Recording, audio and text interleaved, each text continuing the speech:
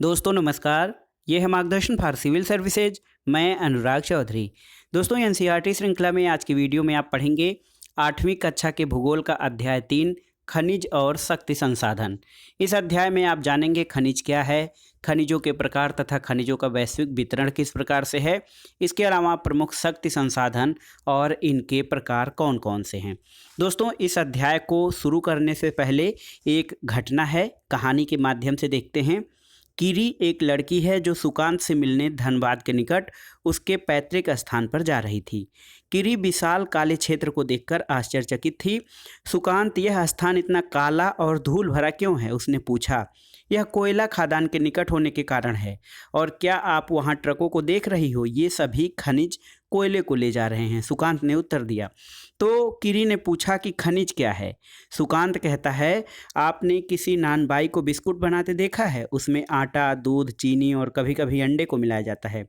जब आप पके हुए बिस्कुट खाते हैं तो क्या आप इसके अवयवों को पृथक रूप से देख सकते हैं? जिस प्रकार बिस्कुट में मिली हुई कई वस्तुओं को आप नहीं देख सकते, उसी प्रकार इस पृथ्वी पर चट्टानों में कई प्रकार के पदार्थ मिले होते हैं जो खनिज कहलाते हैं।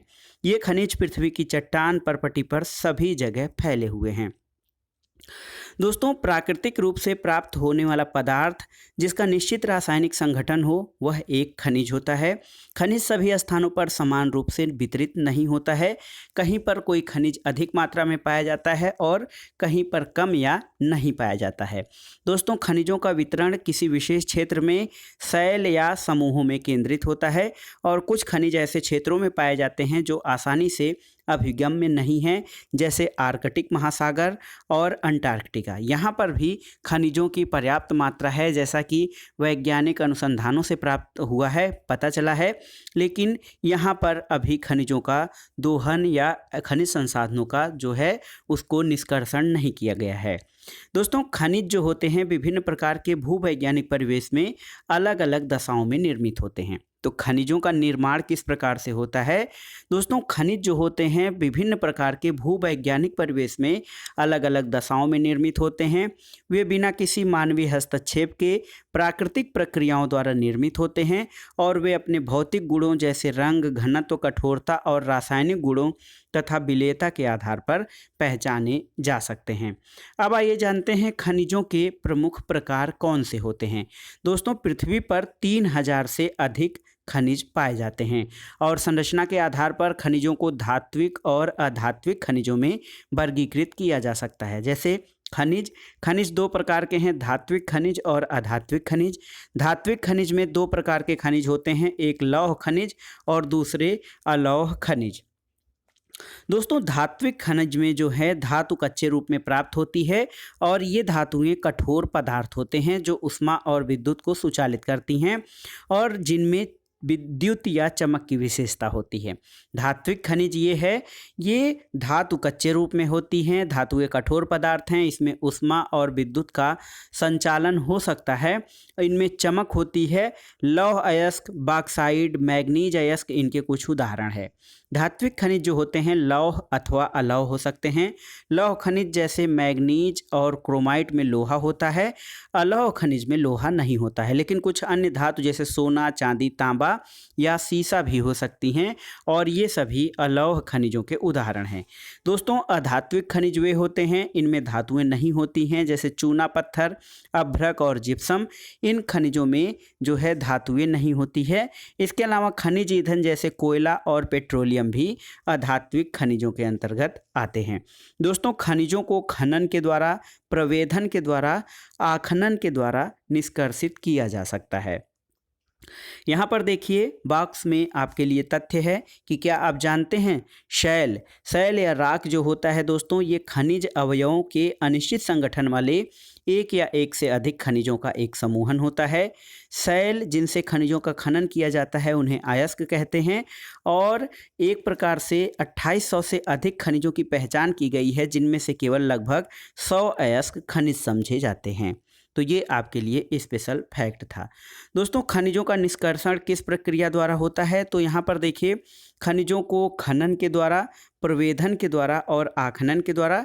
खनन में विद्युत खनन, विवृत खनन और कृषि खनन, इन 2 प्रक्रियाओं द्वारा इनका निष्कर्षण किया जाता है। दोस्तों, पृथ्वी की सतह के अंदर दबी शैलों में खनिजों को बाहर निकलने की प्रक्रिया खनन कहलाती है। वो खनिज जो कम गहराई में स्थित होते हैं वे पृष्ठीय स्तर को हटाकर निकाले जाते हैं, इससे विवृत खनन कहते हैं। और गहन खनन वेधन, जिन्हें क्रीपक कहा जाता है, अधिक गहराई में होने के कारण इन खनिजों के निक्षेपों तक पहुंच बनाए जाते हैं, जिनको कि कूपक खनन कहा जाता है। इसके लिए कुएं बनाए जाते हैं।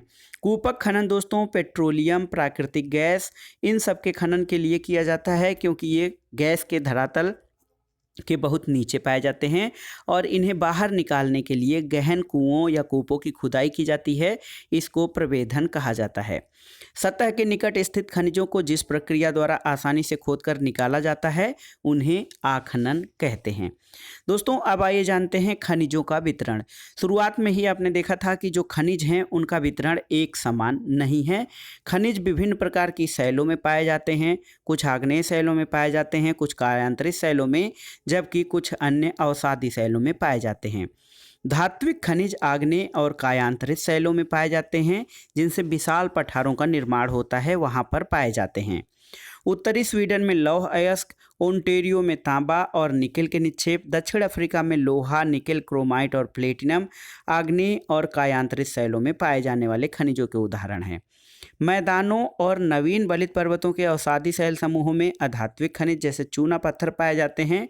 फ्रांस के काकेसस प्रदेश में चूना पत्थर निक्षेप, जॉर्जिया और यूक्रेन के मैग्नीज निक्षेप और अल्जीरिया के फास्फेट अस्तर इसके प्रमुख उदाहरण हैं। इसके अलावा खनिज ईंधन जैसे कोयला और पेट्रोलियम अवसादी स्तर में पाए जाते हैं। तो खनिजों का विस्तार या खनिजों का जो वितरण होता है वो शैलों की मात्रा पर निर्भर करती है। यहाँ पर देखिए विश्व में लोहे, तांबे और बॉक्साइट का वितरण किस प्रकार से जो है दिखाया गया है।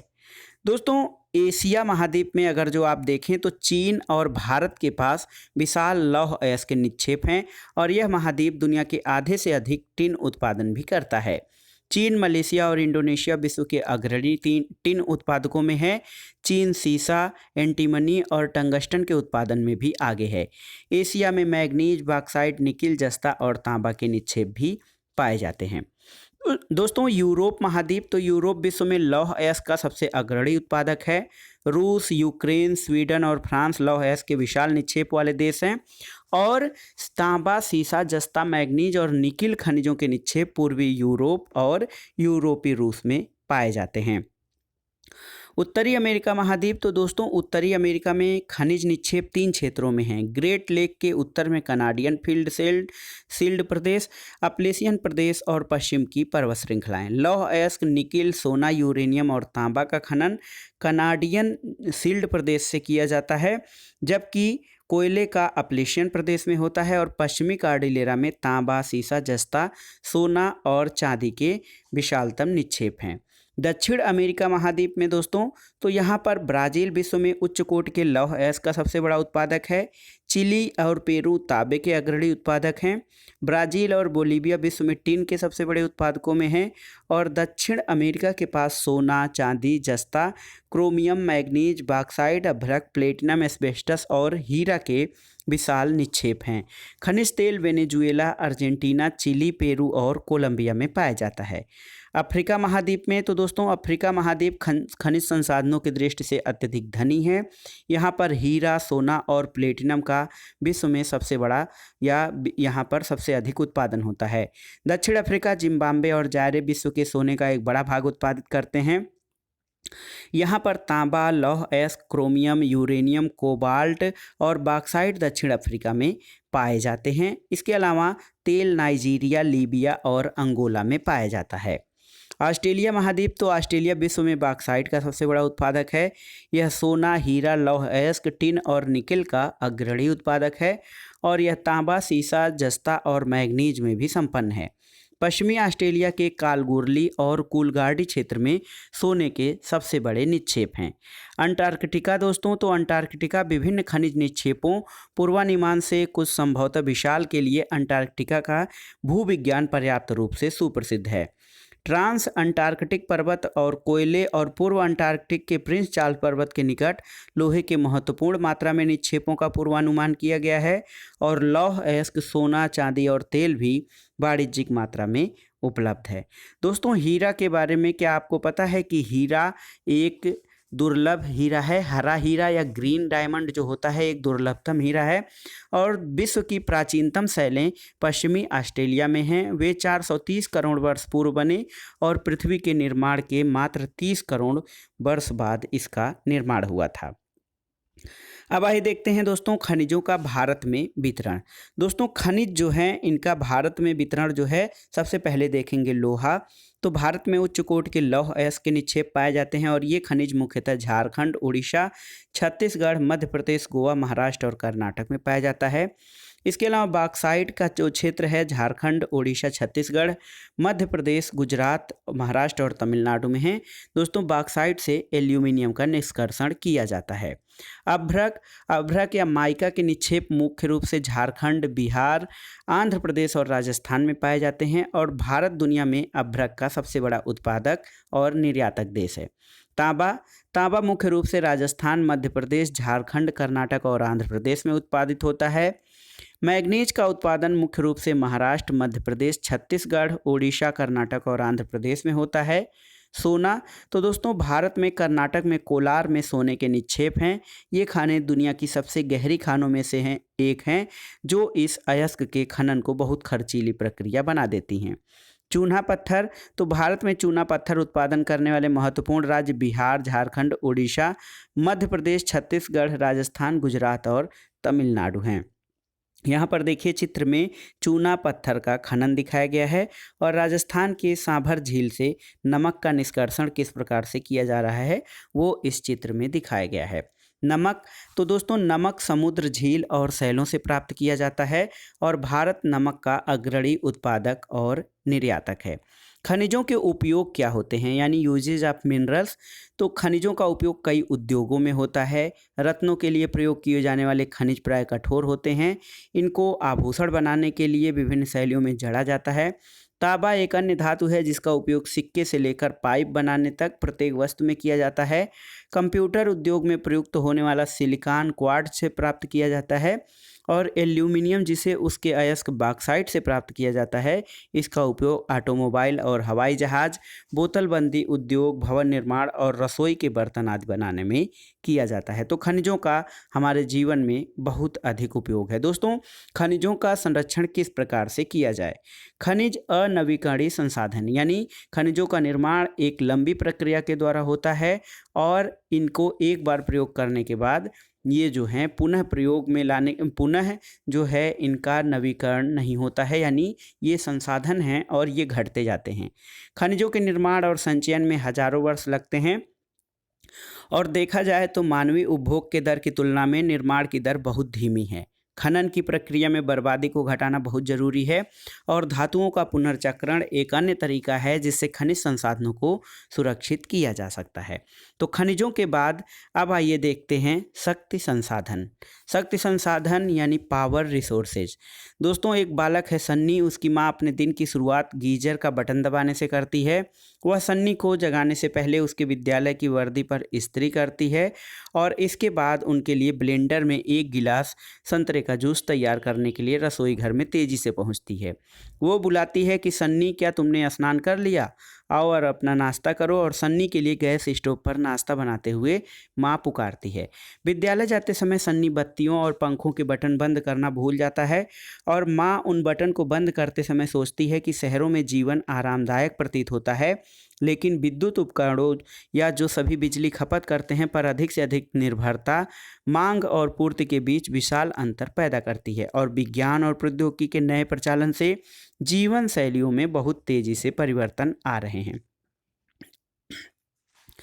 तो दोस्तों, ये जो छोटी सी कहानी है इससे आप जान सकते हैं कि शक्ति या ऊर्जा हमारे जीवन के लिए बहुत ही महत्वपूर्ण है और ये हमें उद्योग, कृषि, परिवहन, संचार और प्रतिरक्षा के लिए भी शक्ति की आवश्यकता पड़ती है और दैनिक और घरेलू कार्यों में हमें इसकी और भी आवश्यकता पड़ती है। दोस्तों, ऊर्जा संसाधनों को विस्तृत रूप से दो वर्गों परंपरागत और गैर परंपरागत साधनों में वर्गीकृत किया जा सकता है। तो परंपरागत साधन या ट्रेडिशनल साधन कौन से होते हैं? ऊर्जा के परंपरागत स्रोत वे हैं जो लंबे समय से सामान्य उपयोग में लाए जा रहे हैं। ईंधन और जीवाश्म ईंधन परंपरागत ऊर्जा के दो प्रमुख स्रोत हैं। खनिज तेल दोस्तों, खनिज तेल का लाभ ये है कि आसानी से परिवहनीय है टैंकर द्वारा और पेट्रो रसायन उद्योग का आधार है। नुकसान ये है खनिज तेल का कि तेल का अधिप्लावन और गैस रिसाव के कारण ऑक्सीजन का अवक्षय होता है और जो प्रदूषक के कण निकलते हैं वायुमंडल में वो अम्ल वर्षा करते हैं और नए ईंधन का अन्वेषण आसान नहीं होता है। दूसरा है प्राकृतिक गैस। तो प्राकृतिक गैस आसानी से परिवहनीय है पाइपलाइनों के द्वारा, तेल और कोयले से अधिक स्वच्छ है और तेल से ये सस्ती पड़ती है। ऊर्जा के जो परंपरागत स्रोत होते हैं दोस्तों, उनमें जो ईंधन है जैसे ईंधन है उनसे क्या है नुकसान है, लाभ हैं और हानि है। जो ऊर्जा के परंपरागत स्रोत होते हैं ये आसानी से प्राप्त हो सकते हैं, बहुसंख्यक लोगों को ऊर्जा देते हैं, लेकिन संग्रहण में अधिक उपयोग होता है और प्रदूषण फैलाने वाले ये होते हैं और हरित गृह प्रभाव यानी ग्रीन हाउस गैस इफेक्ट में वृद्धि करते हैं तथा निर्वनीकरण जो होता है इनके प्रयोग से होता है। कोयला क्या है दोस्तों? कोयला सा लाभ ये है कि विस्तृत रूप से उपलब्ध होते हैं, विद्युत रूपांतरण के लिए इनका उपयोग किया जाता है, लेकिन कोयले के प्रयोग से हानि ये है कि ये सबसे अधिक प्रदूषण करते हैं और परिवहन के लिए बहुत अधिक भारी होते हैं। जल विद्युत दोस्तों ऊर्जा का एक साधन है, ये नवीकरणीय साधन है। इससे लाभ ये है कि ये प्रदूषण मुक्त होता है, सिंचाई और मछली पालन को बढ़ावा देता है तथा सस्ता है, लेकिन इससे नुकसान ये होता है कि स्थानीय समुदाय का विस्थापन होता है, निम्न क्षेत्रों का जल प्लावन और स्थापित करने में ये अधिक खर्चीला होता है। तो सबसे पहले आइए ईंधन या फ्यूल के बारे में जानते हैं। दोस्तों, इसका उपयोग पकाने और ऊष्मा प्राप्त करने के लिए व्यापक रूप से होता है और हमारे देश में ग्रामीणों द्वारा उपयोग की गई 50% से अधिक ऊर्जा ईंधन से ही प्राप्त होती है। ईंधन क्या है? तो ईंधन पौधों और जानवरों के अवशेष हैं जो लाखों वर्ष तक धरती के अंदर दबे रह रहे थे, ताप और दाब के प्रभाव से जीवाश्म ईंधन में परिवर्तित हो गए। जीवाश्मी ईंधन जैसे कोयला, पेट्रोलियम और प्राकृतिक गैस परंपरागत ऊर्जा के मुख्य स्रोत माने जाते हैं। दोस्तों, परंपरागत ऊर्जा के जो स्रोत हैं इनका प्रयोग सामान्य रूप से किया जाता है और इन खनिजों का भंडार सीमित होता है और दुनिया की बढ़ती जनसंख्या जिस दर से इनका उपयोग कर रही है वह इनके निर्माण के दर से बहुत अधिक है, इसलिए ये शीघ्र ही समाप्त हो सकते हैं। कोयला बहुतायत से पाया जाने वाला जीवाश्मी ईंधन है। इसका उपयोग घरेलू ईंधन के लिए किया जाता है, उद्योगों में, लोहा इस्पात उद्योग में, वाष्प इंजन और विद्युत उत्पादन में इसका प्रयोग किया जाता है। कोयले से प्राप्त विद्युत को तापीय ऊर्जा या थर्मल एनर्जी कहा जाता है। दोस्तों, कोयला जिसका हम आज उपयोग कर रहे हैं वह लाखों वर्षों विशाल फर्न और दलदल की पृथ्वी की परतों में दबने से बना, इसलिए अंतर्हित धूप के रूप में जाना जाता है। विश्व में अग्रणी कोयला उत्पादक देशों में चीन, अमेरिका, जर्मनी, रूस, दक्षिण अफ्रीका और फ्रांस हैं और भारत में जो कोयला के क्षेत्र पाए जाते हैं दोस्तों वो रानीगंज पश्चिम बंगाल में तथा झरिया, धनबाद और बोकारो झारखंड में स्थित हैं। अब आइए देखते हैं पेट्रोलियम। दोस्तों, पेट्रोलियम शब्द जो है ये लैटिन भाषा के पेट्रो शब्द से बना है और पेट्रो का अर्थ होता है शैल और ओलियम का अर्थ होता है यानी तेल, इसलिए पेट्रोलियम का अर्थ होता है शैल तेल। दोस्तों, पेट्रोल जिससे आपकी कार चलती है और तेल जो आपको साइकिल को चरमराने से रोकता है, दोनों की शुरुआत गाढ़े काले द्रव से होती है, इसको पेट्रोलियम कहा जाता है। और पेट्रोलियम पदार्थ शैलों की परतों के मध्य पाया जाता है। इसका वेधन अपतटीय और तटीय क्षेत्रों में तेल क्षेत्रों द्वारा किया जाता है।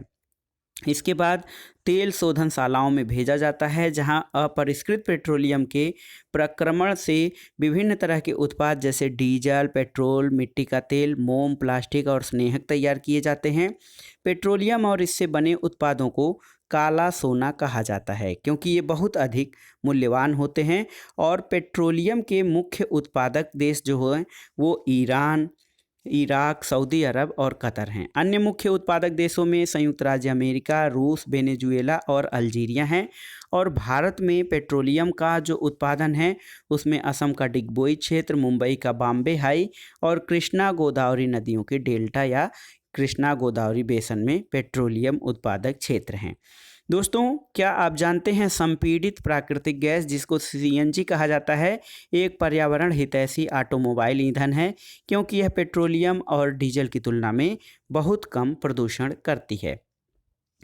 अब ऊर्जा के स्रोत के रूप में आइए देखते हैं प्राकृतिक गैस या नेचुरल गैस। तो नेचुरल गैस पेट्रोलियम निक्षेपों के साथ पाई जाती है और तब निर्मुक्त होती है जब अपरिष्कृत तेल को धरातल पर लाया जाता है। इसका प्रयोग घरेलू और वाणिज्यिक ईंधन के रूप में किया जाता है। रूस, नॉर्वे, यूके और नीदरलैंड प्राकृतिक गैस के प्रमुख उत्पादक हैं।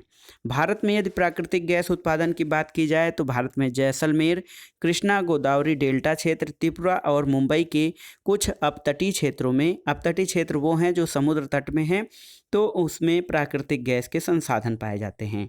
और हमारे द्वारा जीवाश्मी ईंधनों का उपभोग की तीव्र वृद्धि ने चिंताजनक दर से इन्हें समाप्ति तक पहुंचा दिया है और इन ईंधनों के जलने से निकलने वाले विषैले प्रदूषक भी चिंता का विषय होते हैं। जीवाश्मी ईंधन का अनियंत्रित जलना अनियंत्रित टोटी के टपकने के समान है जो अंततः सूख जाती है, और इसने हमारा ध्यान ऊर्जा के विभिन्न गैर परंपरागत स्रोतों के दोहन की ओर बढ़ाया है जो कि जीवाश्मी ईंधन से अच्छे ऊर्जा के स्रोत हैं। अब आइए देखते हैं जल विद्युत या हाइड्रो एनर्जी, हाइड्रो इलेक्ट्रिसिटी के बारे में। दोस्तों, बांध हमारे इसमें जल, वर्षा का जल अथवा नदी का जल ऊंचाई के गिराने के लिए संग्रहित किया जाता है और बांध के अंदर से पाइप के द्वारा बहता हुआ जल बांध के नीचे स्थित टरबाइन के ऊपर गिरता है और घूमते हुए जो ब्लेड होते हैं जनरेटर को विद्युत के लिए घुमाते हैं। यह जल विद्युत कहलाता है, यानी हाइड्रो पावर। और विद्युत उत्पन्न करने के बाद जो जल बहता है उसके द्वारा सिंचाई में उसका उपयोग कृषि के लिए किया जाता है। दुनिया की ऊर्जा का 1/4 हिस्सा जल विद्युत से प्राप्त होता है और विश्व में जल विद्युत के अग्रणी उत्पादक देशों में पराग्वे, नार्वे, ब्राज़ील और चीन हैं। भारत में कुछ महत्वपूर्ण जल विद्युत केंद्र जैसे भाखड़ा नांगल, गांधी सागर, नागार्जुन सागर और दामोदर नदी घाटी परियोजनाएं हैं। यहाँ पर देखिए किस प्रकार से जल विद्युत उत्पादन जो है किया जा रहा है। यहाँ पर देखिए बांधों में पानी इकट्ठा किया गया है और जनरेटरों की सहायता से इस टरबाइन को चलाया जा रहा है जिससे कि विद्युत उत्पन्न होकर ये हमारे घरों तक आती है। दोस्तों, आपको जानकारी होनी चाहिए कि दुनिया का पहला जल विद्युत उत्पन्न करने वाला देश नॉर्वे था। तो नॉर्वे हाइड्रो इलेक्ट्रिसिटी उत्पन्न करने वाला पहला देश है। ये तो हमने देखे ऊर्जा के परंपरागत स्रोत। अब आइए देखते हैं ऊर्जा के गैर परंपरागत स्रोत। दोस्तों, जीवाश्मी ईंधनों के बढ़ते उपयोग से ऊर्जा के गैर परंपरागत स्रोत का अभाव उत्पन्न हो रहा है और ऐसा अनुमान किया जा रहा है कि यदि वर्तमान दर से इनका उपभोग लगातार होता रहा तो इन ईंधनों के भंडार समाप्त हो जाएंगे। इसके अलावा इनका उपयोग पर्यावरणीय प्रदूषण भी पैदा करता है। इसलिए गैर परंपरागत ऊर्जा स्रोत जैसे सौर ऊर्जा, पवन ऊर्जा, ज्वारीय ऊर्जा जो कि नवीकरणीय हैं और ये समाप्त नहीं होने वाले हैं, इनके उपयोग करने की आवश्यकता है और इनका प्रयोग भी बढ़ रहा है। सबसे पहले देखते हैं पवन ऊर्जा या विंड एनर्जी। तो पवन ऊर्जा का लाभ ये है कि ये प्रदूषण मुक्त होता है। एक बार स्थापित हो जाने के बाद विद्युत उत्पादन की कम लागत होती है और ये सुरक्षित तथा साफ होता है। इसके हानि जो हैं, इनसे ध्वनि प्रदूषण होता है, पवन चक्कियों को स्थापित करना महंगा है, रेडियो और दूरदर्शन के प्रसारण संकेतों में बाधा होते हैं और पक्षियों के लिए हानिकारक होता है। सौर ऊर्जा या सोलर एनर्जी, दोस्तों, इसका लाभ ये है कि ये कभी समाप्त नहीं हो सकती है, प्रदूषण मुक्त है, लेकिन जो हानियां हैं उसमें ये है कि सौर ऊर्जा का प्रयोग खर्चीला है, स्रोत के विस्तृत होने से ऊर्जा की बर्बादी होती है। ज्वारीय ऊर्जा गैर परंपरागत ऊर्जा या नवीकरणीय ऊर्जा का प्रमुख स्रोत है। इसका लाभ ये है कि ये प्रदूषण मुक्त होता है और कभी समाप्त नहीं होता है। हानि ये है कि वन्य जीव आवास नष्ट होते हैं और दोहन में कठिन होता है। दोस्तों, परमाणु ऊर्जा, तो ऊर्जा के गैर परंपरागत स्रोतों में आता है। इससे बड़ी मात्रा में ऊर्जा का उत्पादन किया जा सकता है, लेकिन इसका नुकसान ये है कि परमाणु ऊर्जा से रेडियो एक्टिव व्यर्थ उत्पन्न होता है और ये अधिक खर्चीला होता है। बायोगैस दोस्तों एक अन्य गैर परंपरागत ऊर्जा स्रोत है। इसका कम लागत आता है, उपयोग में आसान है। जैव व्यर्थ का उपयोग इसमें खेती में किया जा सकता है और बायोगैस का उत्पादन किया जाता है। जबकि नुकसान इसका ये है कि इससे हरित गृह प्रभाव का जो है वृद्धि होती है। भूतापी ऊर्जा यानी जियोथर्मल एनर्जी, इसका लाभ ये है कि ये स्वच्छ, पर्यावरण हितैषी और हर समय उपलब्ध होने वाला है, लेकिन हानि ये है कि शहर से बहुत दूर स्थित होने के कारण विद्युत वहन खर्चीला होता है। तो इस चार्ट में आपने देखा कि किस प्रकार से जो है वो गैर परंपरागत ऊर्जा लाभकारी और नुकसानदेह है। सबसे पहले आइए देखते हैं सौर ऊर्जा के बारे में। तो दोस्तों सूर्य की ऊष्मा और प्रकाश ऊर्जा हमारे द्वारा प्रतिदिन अनुभव किया जाता है। सूर्य से प्राप्त सौर ऊर्जा और विद्युत सेरों में विद्युत उत्पन्न करने के लिए प्रयोग में लाई जाती है। और यहाँ पर देखिए सौर ऊर्जा प्राप्त करने के लिए सौर सेलों का पैनल लगाया जाता है, जिससे कि ये हमारे लिए ऊर्जा उत्पादन करते हैं। दोस्तों धूप जहाँ पर विषुवतीय क्षेत्रों में या भूमध्य रेखीय क्षेत्रों में उष्णकटिबंधीय देशों के लिए सौर ऊर्जा का उपयोग बहुत ही महत्वपूर्ण होता है। पवन ऊर्जा या विंड एनर्जी ये एक कभी न समाप्त होने वाला स्रोत है और पवन चक्कियों का उपयोग अनाजों को पीसने और जल निकालने के लिए बहुत समय से चलता आ रहा है। और वर्तमान में पवन चक्कियों में तीव्र गति से चलती हवाएं पवन चक्की को घुमाती हैं, जो विद्युत उत्पादन करने के लिए जनरेटर से जुड़ी होती हैं। और पवन चक्कियों की सहायता से बहुत अधिक ऊर्जा प्राप्त की जा सकती है। पवन farm Netherland, Germany, Denmark, UK, USA तथा स्पेन में पाए जाते हैं। परमाणु ऊर्जा, तो दोस्तों परमाणु ऊर्जा प्राकृतिक तौर से प्राप्त रेडियो सक्रिय पदार्थ जैसे यूरेनियम और थोरियम के परमाणुओं के केंद्रक में संग्रहित ऊर्जा से प्राप्त की जाती है। और परमाणु ऊर्जा का जो स्रोत होता है ये नाभिकीय रिएक्टरों में नाभिकीय विखंडन से गुजरते हैं और उत्सर्जित ऊर्जा की प्राप्ति होती है। परमाणु ऊर्जा के सबसे बड़े उत्पादक जो हैं संयुक्त राज्य अमेरिका और यूरोप हैं। भारत में राजस्थान और झारखंड के पास यूरेनियम के भंडार पाए जाते हैं। थोरियम दोस्तों विशाल मात्रा में केरल के मोनाजाइट बालू में पाया जाता है और ये भी भारत में परमाणु ऊर्जा के लिए बहुत ही महत्वपूर्ण है। भारत में परमाणु ऊर्जा केंद्र तमिलनाडु के कालपक्कम, महाराष्ट्र के तारापुर, राजस्थान में कोटा, राणा प्रताप सागर तथा उत्तर प्रदेश में नरौला बुलंदशहर और कर्नाटक में कैगा में लगाए गए हैं। देखिए यहाँ पर परमाणु ऊर्जा प्राप्त करने की विधि किस प्रकार दर्शाई गई है। ये नाभिकीय रिएक्टर होता है, यहाँ पर जो रेडियो एक्टिव पदार्थ हैं वो रखे जाते हैं, इनमें विखंडन कराया जाता है और इस ऊर्जा से जो है गर्म जल को जो है हम टरबाइन तक भेजा जाता है, जिससे जनरेटर चलता है और इससे बिजली उत्पन्न होती है। अब आइए देखते हैं दोस्तों भूतापी ऊर्जा। दोस्तों ताप ऊर्जा जो पृथ्वी से प्राप्त की जाती है भूतापी ऊर्जा कहलाती है और पृथ्वी के अंदर गहराई बढ़ने के साथ साथ तापमान में लगातार वृद्धि होती जाती है। कभी कभी यह तापमान ऊर्जा भू सतह पर गर्म जल के झरनों के रूप में प्रकट हो सकती है और यह तापी ऊर्जा शक्ति उत्पादन करने में बहुत ही महत्वपूर्ण है। वर्षों से गर्म जल के स्रोतों के रूप में भूतापी ऊर्जा को खाना बनाने और ऊष्मा आदि प्राप्त करने के लिए नहाने के लिए प्रयोग में लाई जाती है। दोस्तों दुनिया का पहला ज्वारीय ऊर्जा स्टेशन फ्रांस में बनाया गया था। तो आइए देखते हैं ज्वारीय ऊर्जा क्या है। समुद्र में ज्वार आता है और भाटा, ज्वार जो है समुद्री तल का या जो जल है उसको ऊपर उठने को ज्वार कहा जाता है।